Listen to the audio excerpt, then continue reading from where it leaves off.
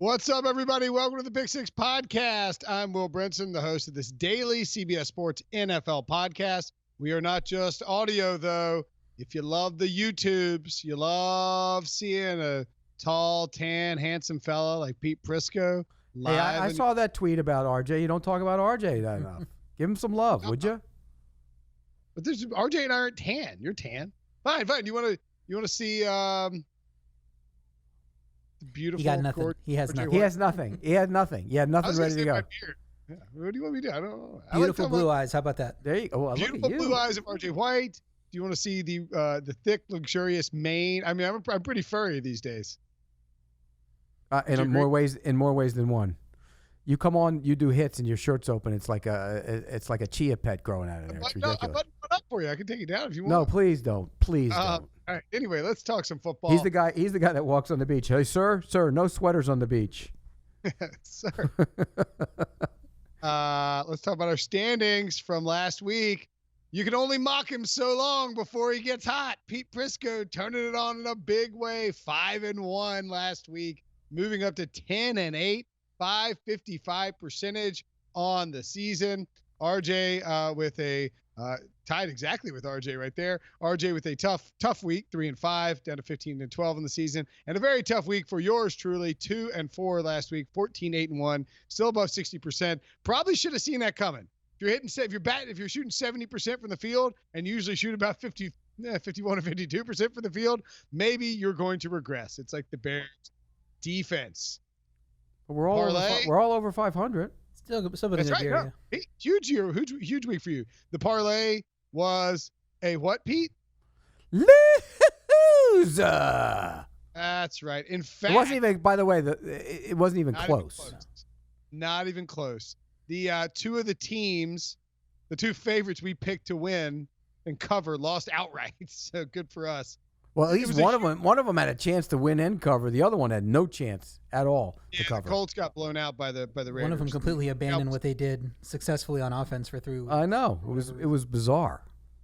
Also, worth noting, the 10-point under teaser that I like did not hit. Jags, Broncos under, Bears, Vikings under, and Bills, Pats under. Although Bills, Pats under, cakewalk for that under. And we love that. That was one of our favorites. Yeah. In fact, I hope people bet on the Bills and the Bills under parlay. As RJ pointed out, you were allowed to do it. Even though it's I told him that. He didn't believe me. What's that? It's only restricted on like the biggest lines, like the ones that like you get plus 15 and the over under is like 41. Then they don't want to give it to you because once the scoring is so short, then of course it's going to cover. Brinson was fighting us on that one last week. Well, you know what? I bet it, so I won. I bet it big on Sunday.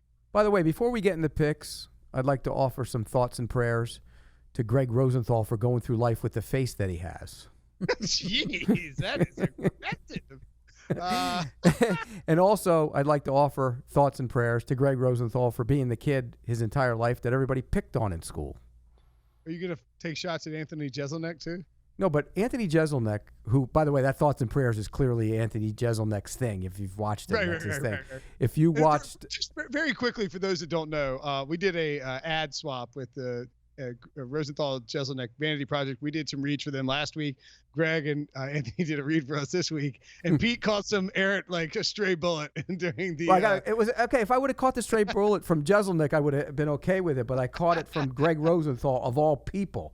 He made a crack about me looking like some you can't look at or something. I'm like, I looked at his picture. I'm like, are you kidding me, kid? I mean, come on.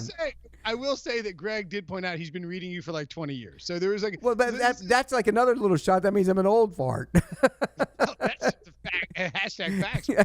Well, yeah, because this week I turn Saturday I turn another year older, if you can believe that. 29 again. Can you believe it, RJ? I just turned 29. But yeah, so anyway, so Jeselnik took a shot at Brady. Jeselnik's shot at Brady was worse than Rosenthal's shot at mine about he's a pretty boy and all that, but there's nothing upstairs or whatever he said. I felt like he said that Brady's so good looking that there's something mentally wrong with him. Basically, yeah. Come on. It was a shot. It was a veiled shot at all of us because the reason why he said that is because he's on this podcast. When you're that good looking, you don't need to do podcasts. Was the insinuation? It was unbelievable. I told you about the time on Christmas Eve when I was like, yeah, I got to go upstairs and do the podcast with Brady. And my in-laws were like, Brady, like Tom Brady? I was like, no, please, not Tom Brady. And by the way, Brady Quinn, they're like, man, he's really fallen far in life if he's doing this podcast. My God. By the way, a couple things real quick. Brady Quinn last week, I'm having a few drinks at the pub with my wife watching the football game, and he comes on, and he's wearing that ugly checkered suit. I don't know if you saw him on the pregame show.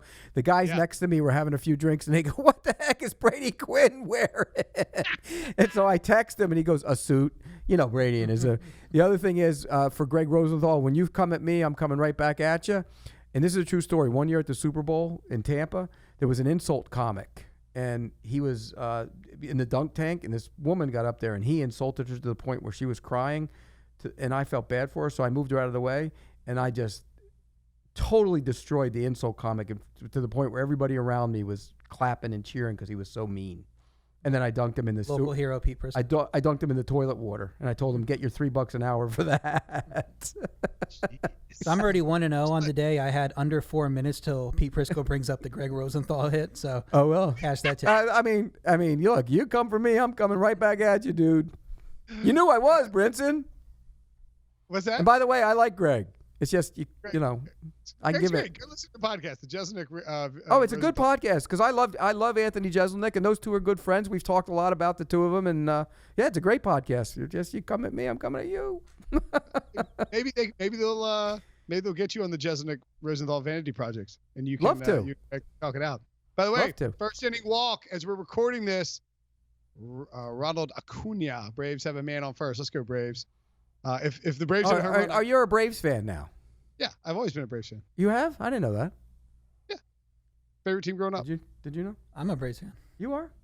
I'm a Yankees fan. I got into baseball. I was living in Fort McClellan, Alabama, 2 hours away from Atlanta. Two Braves fans. It's crazy. A lot of pain in this room on this podcast. All right, let's get to some games. Make some picks, some best bets. Ravens -3 at the Steelers. Over under 44.5. Pete, do you remember the last time a team in this rivalry was maybe it wasn't that long ago, but it feels like I think a while. Pittsburgh's been favored at Baltimore recently. Maybe Pittsburgh's been favored at Baltimore. Yeah. Okay, but it feels like it's almost always the home team -2.5 or -3. I mean, this is a pretty rare occasion. It shows how far the Steelers have fallen, right? Not after this week. I think the Steelers are going to not only win this game, but I think the Browns lose to the 49ers. The Steelers will be tied for the division. I think the Steelers are the play here. The Ravens' defense is awful with a capital A. Did you see they went out and picked up 2 street linebackers this week? You know, Bynes and Fort. And to me, that tells you they're desperate at that position. The secondary's playing poorly. They missed those guys that they let go. They didn't have Brandon Williams last week, and now you got Earl Thomas and Brandon Williams getting into it. And Earl Thomas, by the way, is stinking up the joint too.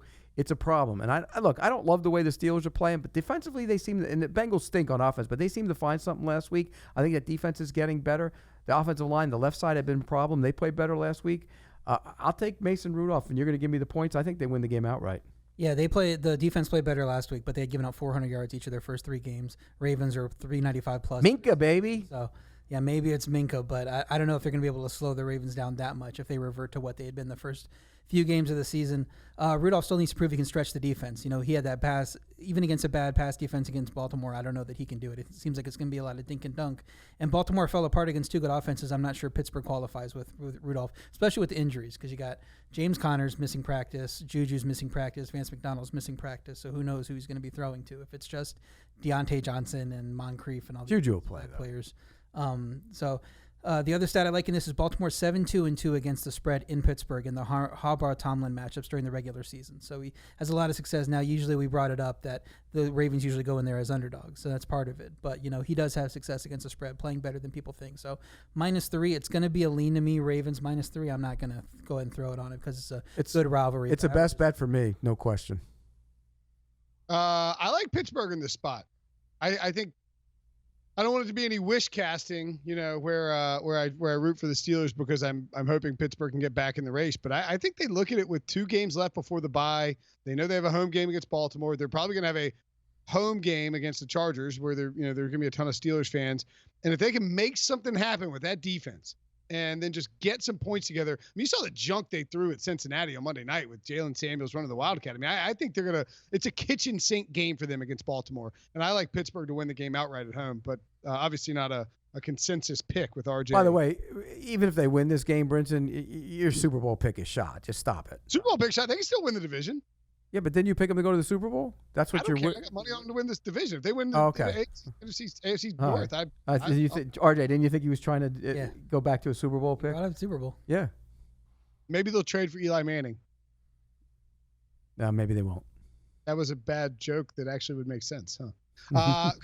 Colts and Chiefs, Sunday Night Football. A little shootout potential here. The highest over-under on the board, I believe, at 56.5. Chiefs minus 11. You going to gobble that chalk up, Pete, on this Sunday night game? Well, A, I gobble the chalk up for sure, but B, I gobble the over-under. I love the over in this game. It's soaring over that total. I know it's high. This is going into the 60s. I think the Chiefs, after what happened last week, Patrick Mahomes didn't throw a touchdown pass. Did not throw one. He'll throw 4 or 5 this week. He's going to light them up. And I think the Colts will get some garbage time stuff. I think Brissett will throw for some yards and some scores at the end. And I think the Chiefs blow them out, but I think the over is the main play. I love the over. So you're looking at like 41-24 kind of game? Something like that, yeah. Yeah, we know the Chiefs are going to score their points. I think the Colts can shorten the game with their rush attack. And Marlon Mack's missing practice, so maybe that's not a good indication of that. But they're top 10 in rush offense efficiency. Chiefs are next to last in the same stat. They're last in yards per attempt. They're the worst rush defense in the league. The problem is, though, RJ, and I agree with you. You know, some people go in there and they say, okay, we're going to shorten the game and play. But then you look up and you're down 14-0, and that goes out the window. Yeah, but with the Colts offensive line, I think they can churn out the game and churn out first downs and keep the clock moving and kind of shorten this game up a little bit. I think it's going to be a little bit closer. I'm going to stay away. It could be 10 points. The look-ahead line, I believe, was 9.5, and now it's up to 11. So I think it's probably 10 is about right where it's going to end. So probably stay away. I would lean to the Colts, just getting the 11. If they get healthier, I think Hilton did return to practice on Thursday. Maybe I would think about taking them. What about the over-under? The over-under, 56.5 is a lot. I mean, it is. We've seen historically primetime games tend to go over. That hasn't really been the case this year. We've seen a lot of unders come in. 56.5, I think you got to know that the Colts are going to score points, obviously, in this game. So I would probably lean to the over, like you're saying, but again, probably stay away from me.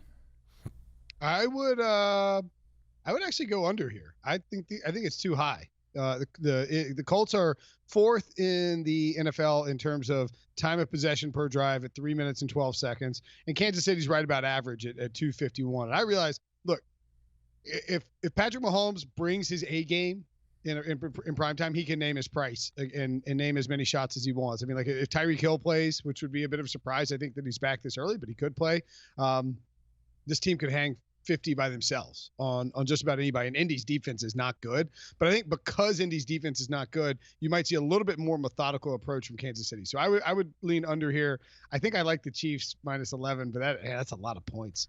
Did have Darius Leonard back at practice too. So Darius Leonard is a huge part of that defense. So yeah, that might be what keeps it into 7 or 10 instead of 14 or. I haven't played that well in the first couple of games though before he got hurt. But if Leonard and Hilton play, I would probably lean towards the Colts. I don't really. That's a big number. The over is my best bet. Okay. Bucs at Saints. Saints minus 3.5. Over under 47. What do you think about Teddy Bridgewater, Pete? He's throwing it downfield. He's been average. He's been average. Bombs down the field, and the Saints are winning. What do you think? He's average. I love the kid, and it's a great story. He's one of my favorite guys in the league, and I hope he comes back and ends up starting again somewhere. I like him as a guy, but he's average as a quarterback. And I think when you look at this, back-to-back road games for the Bucs concerns me. And the Saints defense is playing really good football. But I think when you put a lot into a game like they did the other night, and then face a division foe that's feeling a little good about itself, the way they're playing on offense. And I watched the tape on the Bucs the other night. I'm telling you, they dominated the Rams' defensive line, and I think they're going to be able to block this defensive line as well. I think Winston will get his points. If you're going to give me the points, I'll take them. I don't think they win the game, but I think it's really, really close. Yeah, Bucksy is number 1 against the run. The scoring is going to fall on Teddy Bridgewater's shoulders. He's next to last in yards per completion. I don't know if he can handle that. The Saints offense has gained 265 and 266 yards in his 2 starts. That's not great. You're not going to win a lot of games like that, even though they're 2-0. But the last 6 times the team scored 50+ and then had a game the next week, the total went under. So that's why I'm going under 47 for my best bet.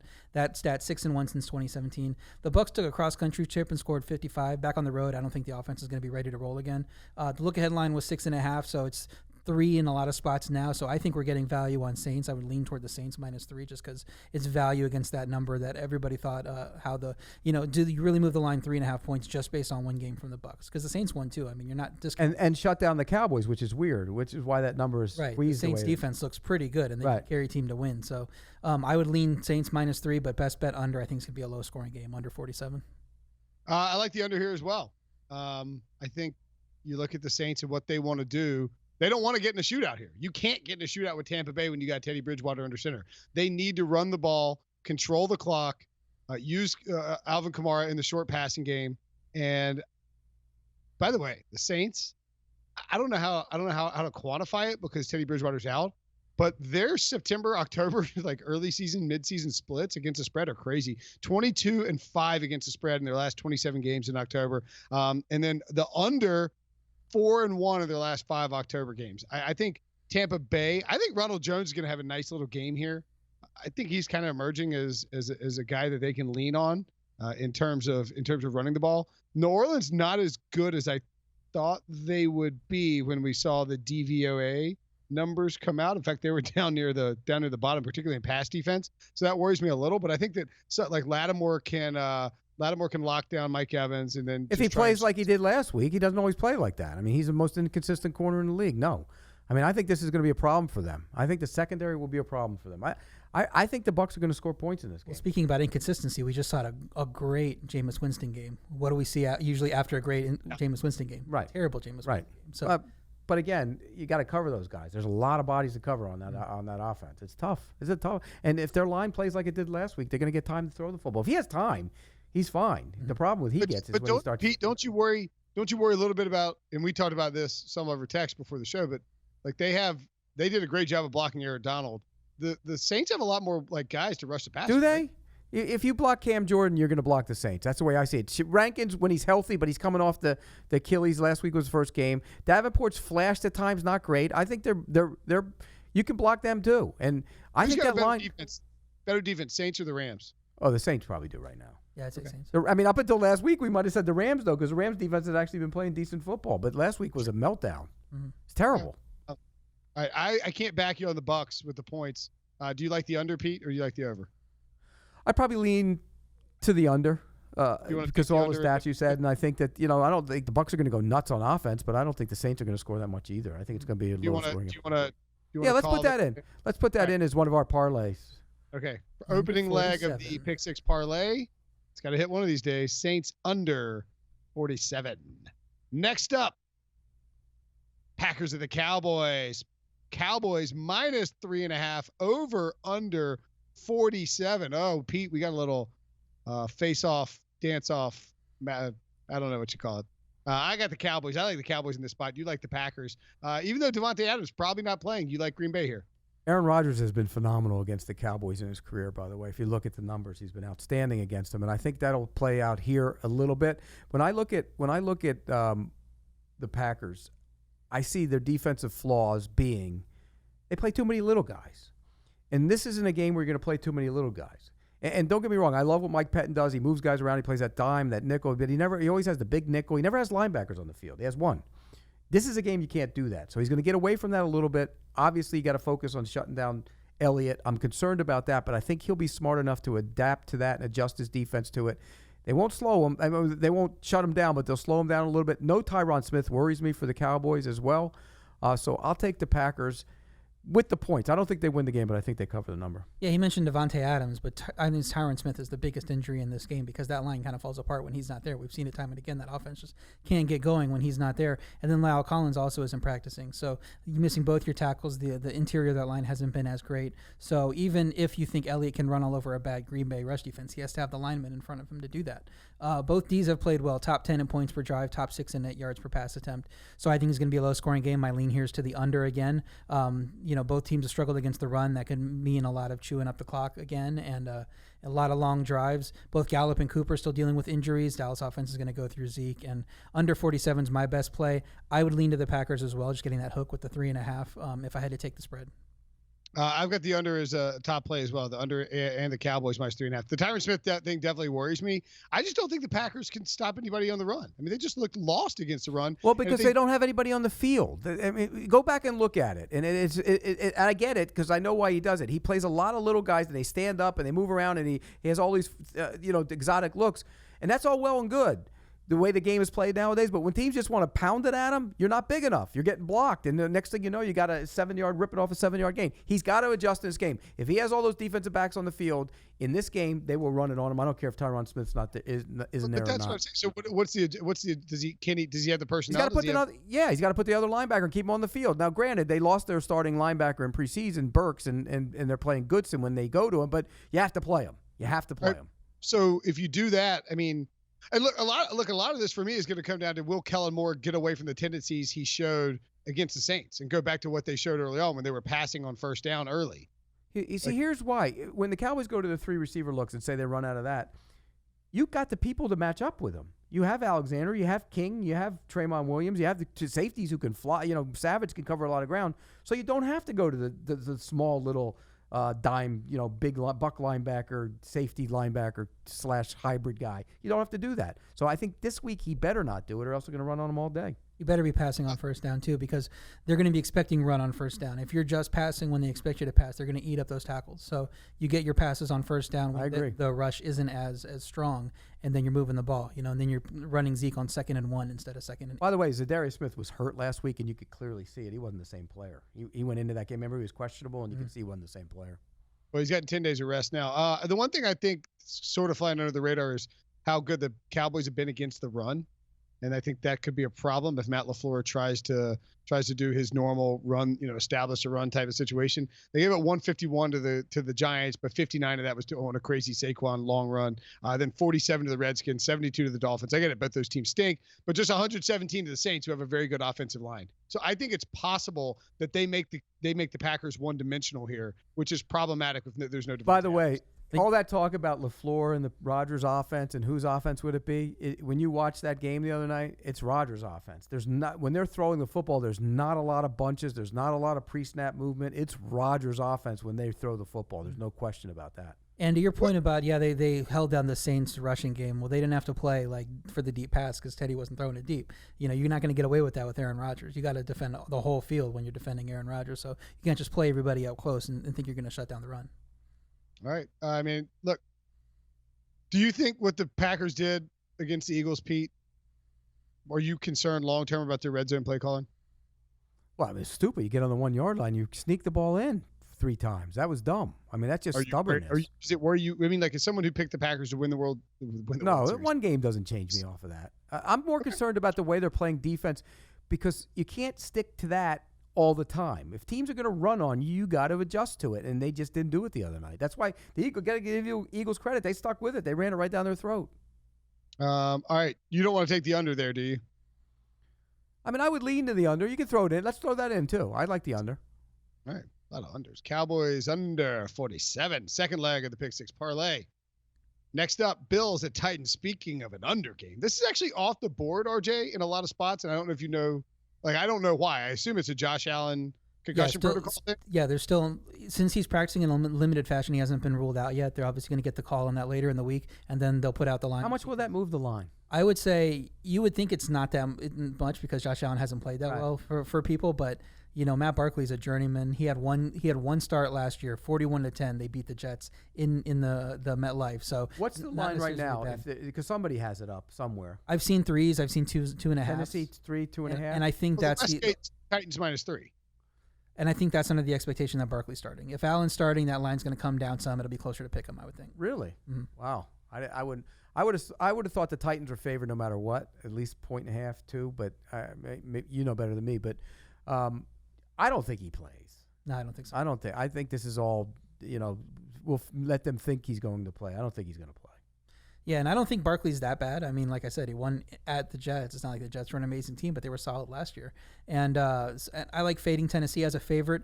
11-17-2 against the spread since 2015 when they're favored. And then after a win, they're an NFL worst 10-20-1 against the spread since 2015. So this is not a team that responds well to winning. That's the Marcus Mariota train. So that's why I like fading. down, roller coaster, up, down. Buffalo defense is elite, number 2 in points per drive, number 3 in net yards per pass attempt. Tennessee also has a solid D, but it's an average offense. I don't think they're going to run away with this one. And I think Barkley does enough to get the Bills the win, even if he has to start. So my leans to Buffalo +3, but because we have a lot of uncertainty with the quarterback situation, I'm not ready to put it in yet. I want to see if I can get Barkley at like a +3.5, +4 before I do that. I lean to the Bills as well. I just can't take the Titans to. I just can't. I don't understand what they are, who they are, what's their identity, what's Mariota. He's playing good, right? He hasn't thrown an interception the whole season, but do we even think he's good? I'm taking the Bills as well. I think that defense is special. I like the Bills too. This defense is awesome. Buffalo's great. I mean, if they had, I don't see how either team really scores, to be perfectly honest either. Did you take the under, Pete? I would take the under. Did. Absolutely. That's an under. I think you put the under. Yeah, as one that's of my your best bet. bets. My best bet is one of the unders. Yeah. Sorry, you're getting up there. Saturday's a big day. So are you in that? Are you on the under too? You taught me into the under. What do you think, RJ? 30.5 is kind of low. It is low. These two teams have those weird defensive scores that come out of nowhere, so I'm a little bit hesitant of that. I prefer Bills +3, like I said, +3.5 once the line comes up and Allen's ruled out. I'm on Buffalo too, so if you want to put them in the parlay, we can throw. I had the Bills listed as one of my best bets. I think the Bills are a better team, and I think this is one of those games that Sean McDermott gets the most out of his team, and he shows up even with Matt Barkley. They'll design a couple of things to get some scoring plays. I didn't think Barkley looked that bad when he came in. He was up against the best defense in football in the Patriots, and I think Frank Gore's kind of running in an inspired fashion. He's toting the ball, man. And that Bills offense played better than the Patriots offense in that game. Let's be clear about that. The stats back that up. I know the Patriots won. They had that block punt for a touchdown. I'm not going to sit here and whine about it. The Bills should have got the win, but I thought the offense played better even when Barkley came in than what New England did. Credit to New England for getting a win. Obviously, they know how to get wins. If Josh Allen doesn't throw one pass off his back foot, which was a terrible throw, he has a touchdown if he throws it out. He steps into it. It was a terrible throw. The one throw, he never saw the safety, McCourty, come over. He never even saw him. Right. And then there were a couple plays where he made some good plays. He took some shots, and it was just – that was one of those games where they were going to throw everything at him on the back end because that's what they do, and there were going to be mistakes. We talked about it last week. He was going to make mistakes against that. Everybody makes mistakes against that secondary. They're playing unbelievable football. Yeah, definitely a bad game from him, but a bad game from Brady, too. 39 passing. I mean, you don't really see that from them. They couldn't really get the run game going. This was a defensive game through and through, and either team could have won. I thought the Bills' offense played a little bit better. One of my Prisco proclamations on FFT that morning was that Josh Allen would outscore Tom Brady. Well, he did. He had 8 points to 4, I think, in fantasy points. It's good. That's a good call. It's almost as good as my preseason prediction that Vance McDonald and Jalen Samuels would have more touchdowns each than Antonio Brown this year. Pretty smart, huh? Well, gosh. What? I mean, you didn't have. If he plays the whole season, you don't believe that, do you? That was the whole point, though. I didn't think he was going to play the whole season. Crazy. Did you get down on that? There's no way you could wager on that. I just said it on a video. If I could have wagered on it, I would have. It would have been great odds. Okay. So we're going to add, that's our 3 teams. One more best bet for you, Pete. Browns at 49ers. 49ers -3.5. Over under 46.5. That's the Monday night game. I'll let you get into the best bet, but I'm going to lead you there a little bit. How good is this defense? The front is good. The front is really good.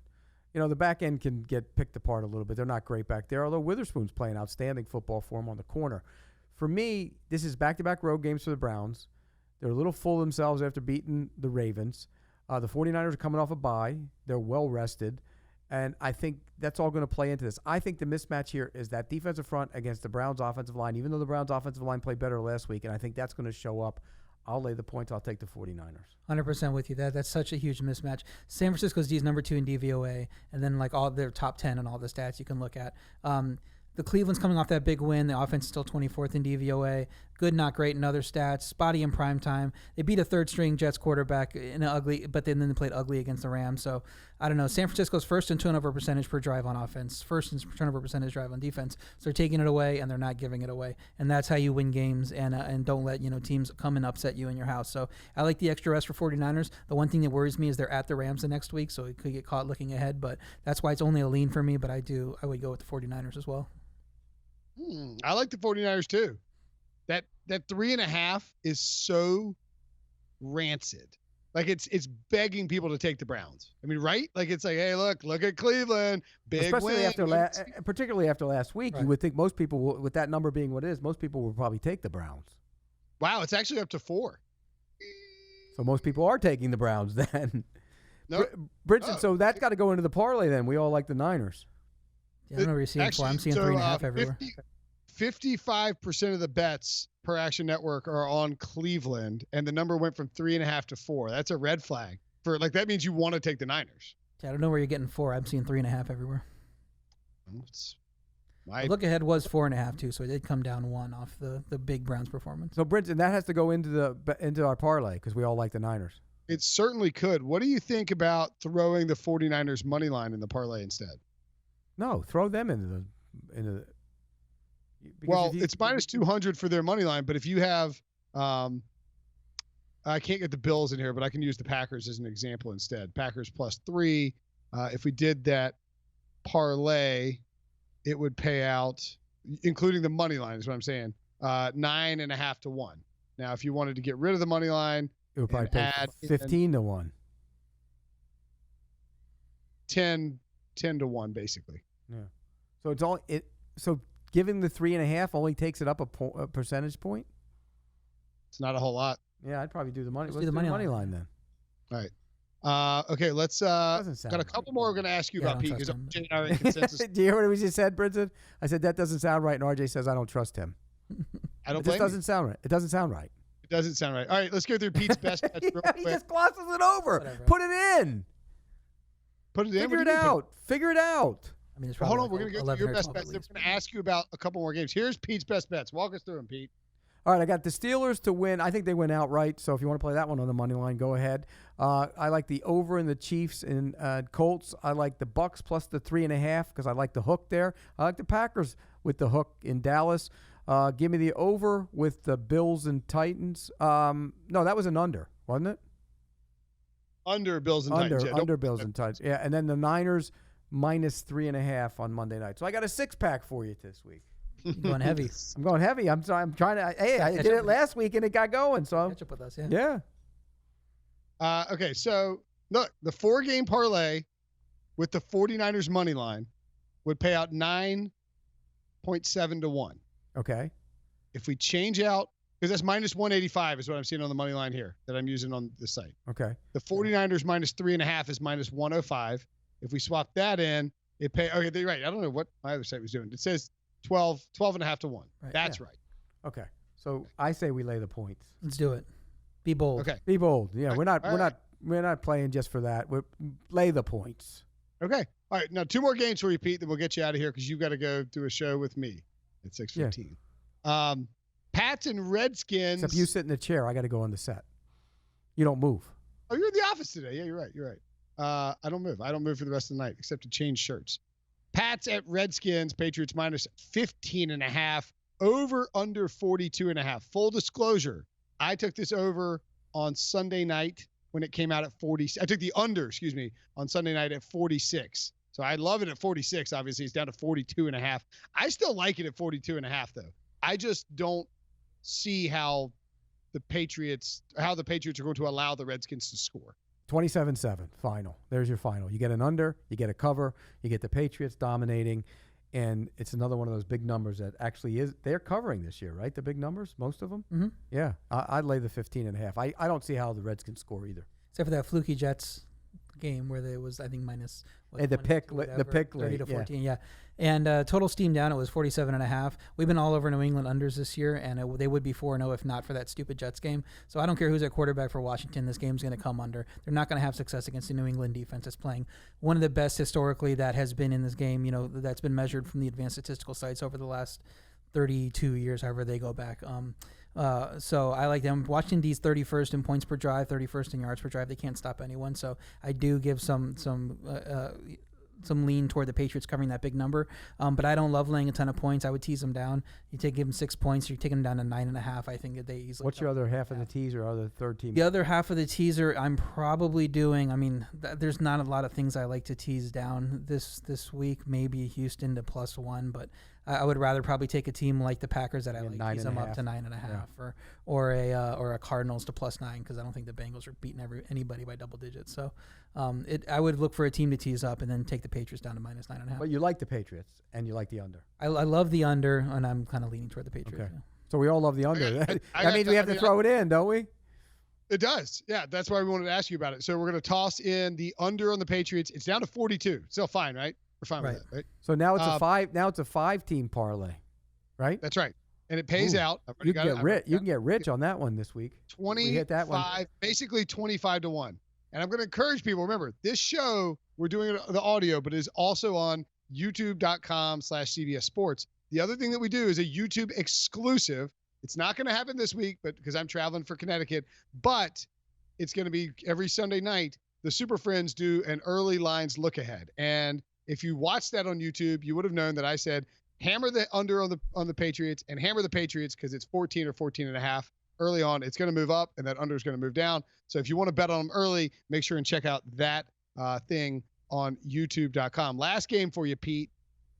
We're going to ask you about the Texans and the Falcons. The Texans -5 at home against the Atlanta Falcons, over under 49. I got to tell you, I watched the Texans and Panthers game a second time. I think Houston played really well. I think Houston's a good football team, and I don't think Atlanta is. I think the strength of the Texans getting after the passer with J.J. Watt, Whitney Merciless playing like crazy. I mean, he's playing in a contract here. And then the strength of the Texans, which is getting guys open deep down the field, matches up really well with the weaknesses of the Falcons, which is blocking for Matt Ryan and holding up on the back end. And I think Deshaun Watson has a big-time game, and the Texans roll the Falcons. Agree or disagree? I can't figure these two teams out for the life of me. I have no idea. I mean, seriously, what do we get from the Texans? You lose at home to Kyle Allen. I mean, what are we getting from you? Your offensive line gives up 6 sacks again. It's just they shuffle the different guys in there. It's the same result. He takes a beating. He holds the ball too long, but he takes a beating. And on the other side, the Falcons' offensive line's been awful, and they've fallen behind in almost every game. And so for me, I have a hard time with this game. I don't really love the Texans minus the 5.5, but I don't really love the Falcons getting the 5.5. I'll pass. I can't figure this one out. I think that Atlanta offensive line is a big concern. It has been playing poorly, but now Mack and Javon Brown aren't practicing. McGarry and Schweitzer are limited, so I don't even know who's going to line up on this offensive line. Ryan's been off with his accuracy. Maybe that's a product of the offensive line issues, not knowing that he doesn't have time to throw. Atlanta D is 30th in points allowed per drive. They won in Philly due to takeaways, so you got to get takeaways. I don't know if Watson's going to give them next. He's a pretty good quarterback. So I'm going to lay it. My best bet is Texans -5. It seems like a lot. It seems tough to trust this Houston team. But we talked about last week with Atlanta. They struggle against AFC teams. We couldn't figure out why, but we knew that they did. They were 0-11 against the spread against AFC teams. Now it's 0-12. And if you go back to the last 27, it's 5-22 against the spread. So they just do not play well when they're playing teams that they are unfamiliar with. And if Texans are in the AFC, I think go ahead and just lay the points. If this was 3, it would be an easy pick for me. 5 it's a weird number for me. Mm-hmm. I would probably lean to the Texans, but I don't love them either way. Okay. Well, R.J. and I both had the Texans as the best bet. I just think what we saw from Houston, people are going to look at the Houston game and see that they lost to Kyle Allen and the Panthers and look at this line and be like, the Falcons are a lock, and I think everybody's going to be on Atlanta. And I don't think Atlanta is a very good football team. I don't either. And I'm surprised, by the way. What's that? I'm surprised they're not. And that's I mean, they're going to have wholesale changes there if they don't turn that thing around. Everybody's gone. I mean, Dan Quinn, I think there's a 30% chance he gets fired in the bye week. I don't know if Blank will do that on the bye week. Who takes over? Dirk Cutter. No, they're not going to do that. They will not. They don't? Do that. You don't think so? I don't think so. Maybe they let him write it out. We'll see. So, all right, let's get Pete out of here. Pete's got more sports line to do, more HQ to do. Maybe the defensive coordinator could take. Oh, wait, that's Dan Quinn. Pete, don't stand up and leave until we finish. Let the video go away because we were doing this for YouTube. So we already showed you Pete's best bets. We've got our pick 6 parlay in though, and we are going with the 49ers -3.5, the Bills +3, the Cowboys under 47, and the Saints under 47, right? And the Patriots under 42.5. The 5-team. Get rich. Put 10,000 on it. You don't have to work next year. Don't put 10,000 on it. No, don't do that. Whatever you do not put 10,000 on it. It pays 25 to 1 though. Not bad. 250 large. There you go. Put 250 large on it. And no, I said if you put 10 grand on it, you get 250 large. Good luck with that. You going to do that, Brinson? Do not put 10 grand on this parlay. Whatever you do, don't put 10 grand on this. Watch it come in big, and some guy's going to go, God, he told me not to do it. I know. It's my fault. And then when it goes over 5, no, don't do that because it's probably pretty much guaranteed loser when you put that many teams in it, right? It's hard to do. That's why. All right. Follow Pete on Twitter at Prisco CBS. Watch him on SportsCenter and on HQ. And we'll talk to you next week, buddy. Thanks. Hi, Greg Rosenthal.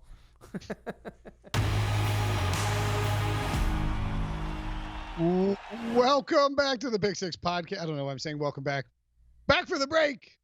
Pete's gone. He vanished into thin air. And now the handsome quotient is cranked way up, isn't it, RJ? What statistic? 50% more handsome. What statistic did you get cited on a very big podcast, the Bill Simmons podcast, the BS show or whatever? Oh, I think Joe Howe said something about the when the Seahawks lost to the Saints and the Saints were able to get 265 yards of offense and give up 515 yards of defense, and my split of when a team gives up 500 plus yards of to the other team on the defensive side and then gains 270 yards or less, they are now 2-50, straight up since 2007, with wow. the Saints being one of those. So they were 1-50 going into that game. They managed to pull it off just because of those 2 early touchdowns, and the offense didn't play that well, and that's one of the reasons we like fading them coming into the next week against the Cowboys. And offense still didn't play well in that game, and they still got the win. So who's the idiot now? It's this guy right here. Well, if it makes you feel any better, I think I was Kyle Brandt name checked me on Simmons' podcast. But it was for, once again, Kyle feels compelled to point out that I was part of mono Twitter and made out a bunch in college. So good for me. Never had mono, actually, but I got that going for me. Kyle likes mentioning that for me. I got to go back to my rundown. I have all these restaurants up from Fort. My brother is in Fort Lauderdale right now. Maybe I should tell him to come by the CBS offices. Do it. And harass you guys. What do you think? I think it'd be awesome. Just kidding. Oh, Charlie could have done the podcast with us. Why didn't I think about that? Could have filled in for Pete after he left. That's right. Yeah. Charlie's a good time. Let's move along to Bears at Raiders. Bears minus 5.5, over under 40.5. This game being played. I'm not going to do the British accent. I'm not going to do it. Being played in Tottenham. First ever game, right? Being played in Tottenham, I believe, RJ. Lovely Britain town, eh? Oh, Jesus. So yeah, it's a brand new stadium that the Spurs just moved into in Tottenham. So it's an interesting field because they have the soccer pitch on the top, and then it rolls away, and then you have the synthetic turf underneath. That's for football games and concerts and all that kind of thing. We don't know how teams are going to play on it, whether they go under or over for the total. What we do know is that favorites play well in London. When you take that trip, being favored tends to help. 15-9 against the spread, including 9-4 when you're favored by more than a field goal, which is what we have in this game with the Bears at minus 5.5. Western teams playing Eastern or Central teams are 1-6 against the spread, and that includes last year when the Raiders lost 27-3 to Seattle. Maybe there's more familiarity there with the Raiders, but I don't like the fact that they had to play in Indy. They won a big game, then they immediately flew over, and they're staying in the UK for a week. I don't think that's going to gel very well with all the commitments they have. I know that Watford tweeted out that the Watford soccer team that they were there and they kind of did something together. So there's a lot of push and pull of what's going on. I don't think it focuses you very well. I think the Bears are going to come in ready to roll. Oakland's below average offense is going to struggle against that elite defense, and it's a revenge game for Khalil Mack. We know that he's ready to explode on this game. Chase Daniel had a solid day against a good Minnesota defense when he was pressed into action. I think he'll play well with a week full of starter snaps. I don't see how the Raiders can rally late against this defense. If they fall behind, there's not going to be a backdoor cover. I think the Bears are going to win this game pretty easily just with their defense, and then Chase Daniel will do enough to get it done. We'll cover by, maybe even a touchdown. They'll win by double digits. Yeah, I'm with you here. When you look at, I didn't understand the line originally, and I wanted to bet it at I wanted to bet it at like 4 when or 4.5 when I got down there. And I was frankly so petrified by the number. I mean, look at this. Mack has more sacks almost as many sacks as the Raiders since he was traded. He has more forced fumbles than the freaking Raiders. Almost as many defensive touchdowns. He's going to come out angry as hell and go after them. And John Gruden said last year before the Raiders game in London that he doesn't like flying that far because it gives him vertigo for like a month. They go over there, they get waxed in London. They come back, they lose their next 3 games by a combined score of negative 54 points. Point differential, excuse me. I don't see how the Bears don't destroy them here. What is the game script where the Raiders win this game? Because I know weird stuff happens in London, but I just don't understand how this isn't a destructive game by the Braves double play by the Chicago Bears. Yeah, I don't know what the game script is. I think it has to be the Raiders stepping up and playing just as well defensively and putting Chase Daniel on his back and kind of taking the Chiefs, the Bears to task, and then the Raiders escape with like a 13-12 win or a 12-10 win like we saw with that Cowboys and Saints game. So it's got to be some kind of ugly defensive game like that for the Raiders to win, I think. Yeah. Yeah, and so I guess take the under too, right? Do you like the under? You do, right? Yeah. We don't know. We have no data on this new field, so who knows? But yeah, with the Bears defense in play, probably just take the under. Bears, by the way, on the money line minus 240. I could see putting them in a money line parlay with some other teams, maybe like the Texans minus 220, Panthers minus 180. Talk myself into it. Yeah, I'm with you. That R.J. has the Bears as the best bet. I don't, but I really like them. Vikings minus 5.5 at the Giants, over under 44. I'm going to tell you right now, RJ, I'm going to be playing a whole lot of Kirk Cousins and Adam Thielen in DFS this weekend. I think that Cousins, it's a squeaky wheel. Let's take some play action shots down the field against a terrible pass defense. Show people we can score in the pass game. Get everybody to shut up and be happy for a week and blow the doors off the bad Giants team with some play action shots. Your thoughts? And you're not going to play Diggs because he's going to be traded by that point, right? He might be. Who knows? He could be on the Bills. He could be in the CFL for all we know. My play in this, I wouldn't mess with the spread. It's too many points to lay. I think the Vikings do win handily, but are you going to really trust Kirk Cousins on the road, even against a bad team? You know, he's shown that he can beat bad teams, but I don't know if I want to trust him. Daniel Jones has played really well. He's facing a top 10 Vikings unit now. It's a whole new test for him. That defense has had one bad quarter, that first quarter against Green Bay. Aside from that, they've played really well. 8th in net yards per pass attempt, 7th in yards per rush allowed. They can stop you passing or running the ball. The Giants team played well last week against an unready quarterback. They were awful before that. The Giants are dealing with the bigger injury, so that kind of leans you more to the Vikings. Maybe you tease them down to around a pick. I think they grind this one out on the ground. The defense does its job. Game goes under. My lean would be under 44. I know I play the unders a lot. I tend to look for the spots where I think the under is a better play than the over, and I think that the market tends to overprice the over a lot of times. So I'm kind of typically only looking to play unders here and there, not looking to play the total of every game, but this seems to be one where it shakes out, where the Vikings run the ball a lot. The Giants don't do much against a great defense, and then it goes under 44. Yeah, and even I think of my situation where the Vikings take a bunch of shots down the field on play action, even if that happens, it's not going to preclude this game from going over. I mean, the Vikings want to get it, go into New York, snuff out a bad team and a rookie quarterback with a defense. Rookie quarterbacks, young quarterbacks have not done well against Mike Zimmer coach defenses. Really put it to the Giants, who are probably not going to have Saquon Barkley. I mean, it's insane that he's even like considering coming back for this game with the Patriots coming up on Thursday on a short week. So yeah, I'm with you here. I would lean under as well. I'm probably going to have taken the Vikings minus 5.5 once it gets to Sunday. That's who I would take in Pick'em's pools. But it is a lot of points on the road, even though they're a much better team. More points though, but not on the road. Eagles hosting the Jets. Eagles minus 13.5, over under 44. Also over under half a spleen shattered by Sam Darnold. What do you think? Not only am I going to go with the Jets at plus 13.5 like an idiot, I'm going to make them a best bet. And this is why. Since 2017, the favorites of 13 plus in non-conference games are 2-7 against the spread. It's a small sample size, but you get these games where you expect one team to blow out the other, and it doesn't typically happen. We know Adam Gase is a bad coach, right? Everybody knows that. But he was 5-0 against the spread with Miami with extra time to prepare, so he actually does know how to game plan and take it to a team when he's had some extra time. We know that Luke Falk is horrendous, but he went 20 of 25 when he was pressed into duty on Monday Night Football after Simeon did absolutely nothing with that offense. And, of course, they got blasted by New England. I'm not going to downgrade him because he got blasted by New England. Everybody does. Philadelphia's number one run D and adjusted line yard, so maybe Le'Veon Bell doesn't get going, but he hasn't really played that well anyway.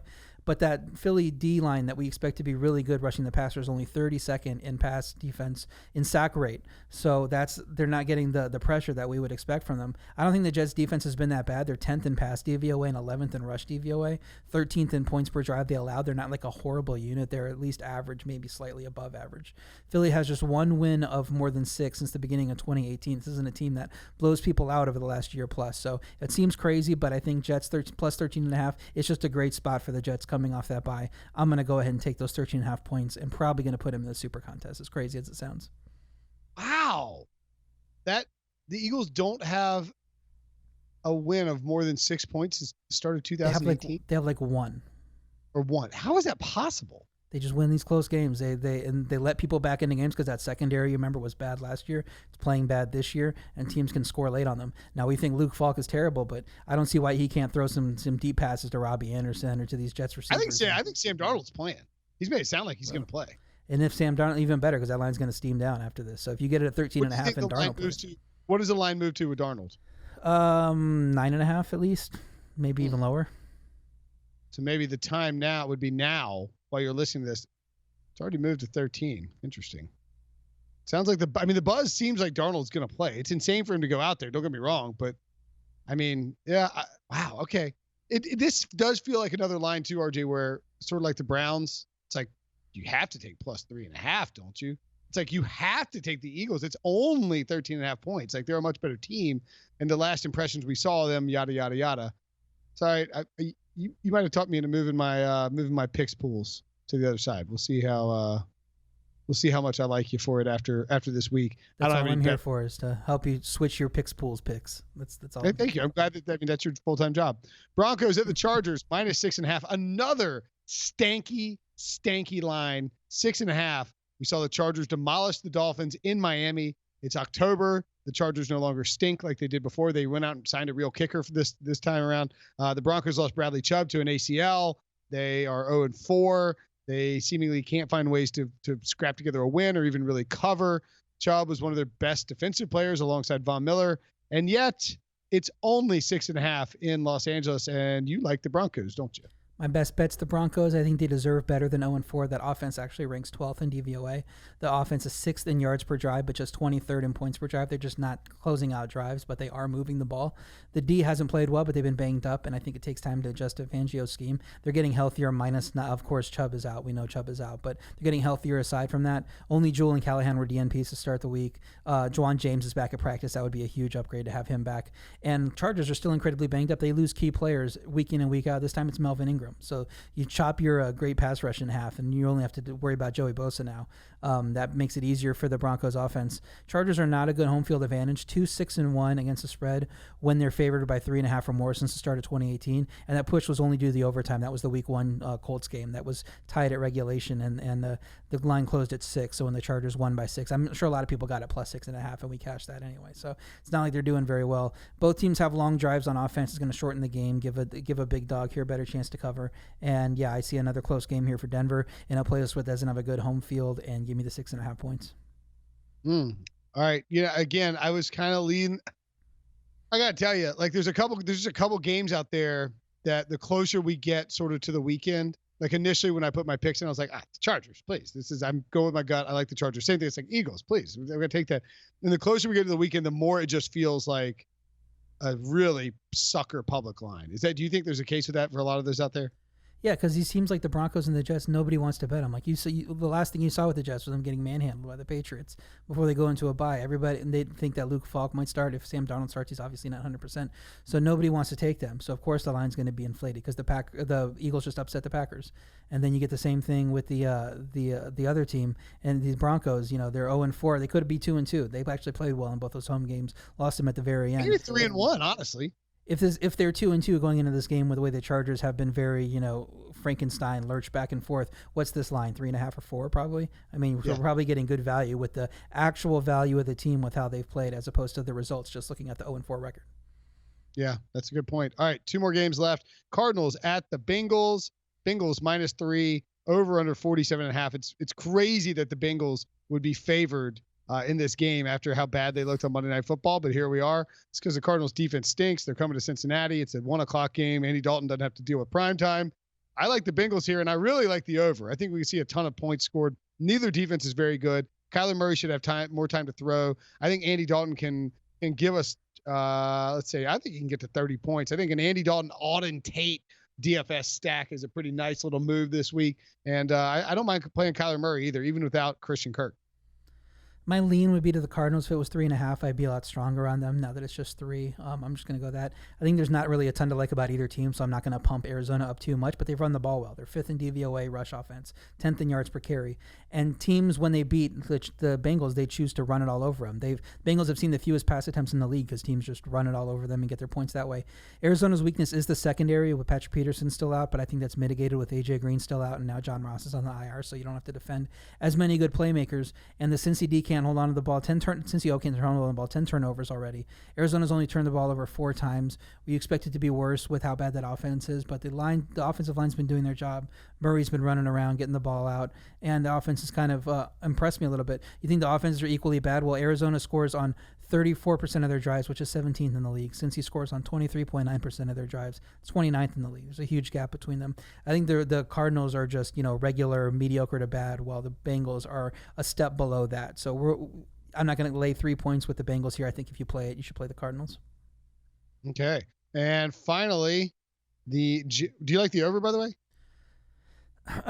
Yeah, I would probably lean to the over. I just worry about how the Bengals score a ton of points with now, Ross is out with Green, so they're not going to be hitting a lot of big plays, you would think, even against a bad. It could be 7. It could be 7 at halftime, and they're like dinking and dunking around. Who knows? The Cardinals stink. So do the Bengals. Jaguars and Panthers. Panthers minus 3.5. Over under 41. Another kind of stinky one. 3.5. That hook makes you want to take the Jaguars. I have no interest in Jacksonville. I think this Carolina Panthers defense is elite. One of the best defenses in football. It's backed up. Football Outsiders has them as the 5th best overall defense, up from 9th last week, 4th against the pass somehow, 29th against the run. They get sacks and sacks and sacks. I know Kawan Short's gone, but Vernon Butler's starting to flash a little bit of potential. Mario Addison playing well. Brian Burns dinged up, but he has been excellent when he's been out there. I like Carolina here. I think they roll Jacksonville. Ron Rivera's throwing stuff at quarterbacks, RJ, and I'm not sure that my man, Mr. Minshew, the inspiration for this luxurious beard of mine, is completing 69% of his passes. That's great. Swell even, but I don't think that he can live up to the hype in Carolina in this game. The D has played awesome in Carolina, but it's bad versus the run, 28th in yards per carry, 29th in DVOA, and they're super banged up. There were 8 guys that didn't practice on the team on Thursday as they were on Wednesday. Most of those were on defense. One of the additions on Thursday was Gerald McCoy. So now you got Gerald McCoy not practicing, Brian Burns not practicing, Dante Jackson, Eric Reed, just the names start to pile up. Jacksonville being the much healthier team, I would lean to them at plus 3.5. He's done a better job protecting the ball of the 2 quarterbacks Minshew has over Allen. No interceptions in his last 3 games, while Allen just fumbles the ball over and over. I think that Jacksonville D-line will get after it and come after the ball, and that's going to be a problem with Allen. And 1 or 2 big fumbles could decide this game. So even if the Panthers are up in this game 10, I think Minshew can rally them back. He's shown in the 4th quarter he's just been amazing. So he can come in and get you that backdoor cover with the 3. So my lean would be to Jacksonville, but I don't love them, so I'm just going to lean them and not make it a best bet. Okay. One question for you. Have you ever heard of the Buffarella Genuine Italian Gourmet Sandwich Shop? No. Really? Is anybody, Debo, have you heard of the Buffarella Sandwich Shop? Huh, interesting. My brother just went there today. He said it's the best sandwich he's ever had. It's in Oakland Park in Fort Lauderdale. I was seeing if people had heard about it. You said Buffa. I was thinking BOFA. I'm like, he's setting me up for something. I'm Buffarella. not going to take the bait. Buffarella. Mm-hmm. Oh, you thought it was a Bofa joke? Yeah. You think I would do a Bofa joke to you on the podcast while we're doing like live YouTube? Brinson, the one thing I know about you is you would definitely do a Bofa joke on the podcast. That's fair. All right, let's get to our best bets. Pete's best bets. I'll recap them one more time. Steelers, Chiefs over. Steelers are plus 3 against Baltimore at home. Bucs plus 3.5 versus New Orleans.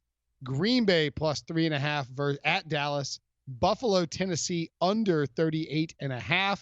And the San Francisco 49ers minus 3.5 against Cleveland. RJ, walk me through your best bets. Yeah, I'm taking Chicago -5.5 versus Oakland in London. I like the under on the Pats game, like I always do, under 42.5. I'm going with the Jets plus 13.5 at Philly, as crazy as it sounds. I'm taking the under on Bucs and Saints. I think the Saints are going to keep being an under team with Bridgewater there. Houston -5 versus Atlanta. It's a weird line, but I think Atlanta is just bad, especially on the offensive line. And then Denver plus 6.5 at the Chargers. I think this is going to be the week for Denver. They might even win that game. All right, my best bets. I got a pile of them. Yikes. I got three unders. Tampa Bay and New Orleans, Green Bay and Dallas, New England, Washington. And bear in mind, I told you I took it at 46. Hope you took it earlier in the week. I'd still take it at 42.5. And then I like the Arizona Cincinnati over 47.5. I also like Carolina -3.5 against Jacksonville, Houston -5 against Atlanta, Dallas -3.5 against Green Bay. Have I gone public? Oh boy. And Buffalo +3 at Tennessee, regardless of who plays quarterback in that spot. Anything you hate or love on that list, RJ? I'm not a huge fan of Carolina, like we were just talking about. Dallas, I think could go either way. Tyron Smith is a big loss for me, so I wouldn't want to lay 3.5 with Dallas. I think you got to get it at least 3 if you're playing it, and the rest of them look pretty good to me. All right, that's okay. All right, as long as I didn't want you to say like go through 8 games you didn't like on my list of 8 games. So that'd be hurtful. Okay, that's it for us. Make sure and watch the show on youtube.com/CBS Sports. You can go hit the video button there and look for the green Pick Six podcast logo. Subscribe, rate, and review. And you can, if you have gambling questions for this weekend, fantasy questions for this weekend, I will be on the Facebook group. It's just go to facebook.com and search for Pick Six Podcast. I will jump on there throughout the weekend and answer questions. And in the meantime, subscribe, rate, and review.